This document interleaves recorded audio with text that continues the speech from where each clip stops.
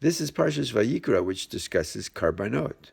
Since sacrifices require kavanah, the proper intention, the Midrash takes a deep dive into the psyche of the human being and trying to decipher whether our motives are actually as pure as we think.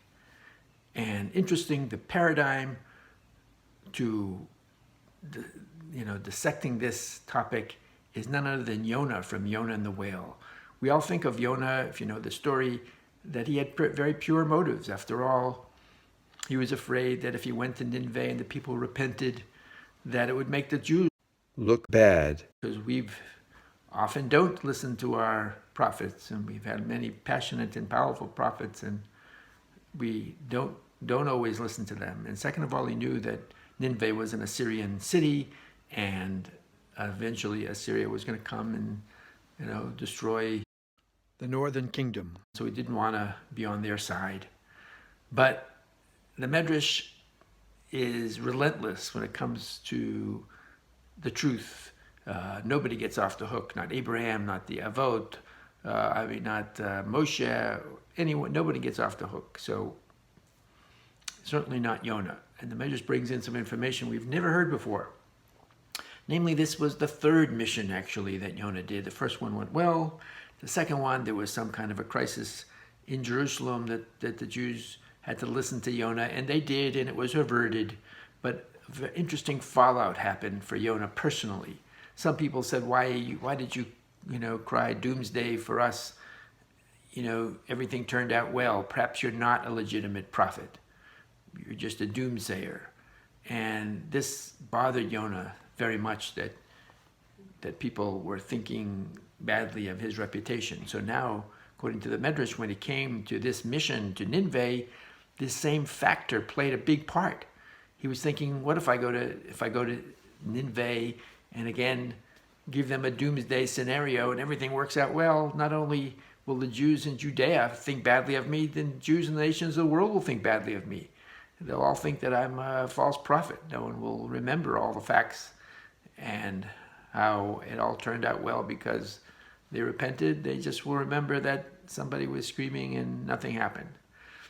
So it's very interesting. Nineveh, of course, Yonah just decides to run away from God. He goes to the port city of Yaffo, and he wants to get on a boat because he sort of feels that once he's on the high seas, according to the Midrash, will be sort of out of range. God won't be able to communicate with him anymore. He'll be free from all this that's haunting him. But yet, there are no boats to be found. But way in the distance is a tiny speck. It looks like there's a boat coming in, but it'd probably take 2 days. So God does a miracle, and he brings this big wind, and the boat comes right away. And Yonah is elated. He's so happy, according to the Midrash, that he gets on the boat and he pays his fare, even though you're not supposed to pay the fare until you get off the boat. And what the irony is here is that God was sending him a message saying, Yonah, I love you, I'm with you, I'm at your side, I'm helping you.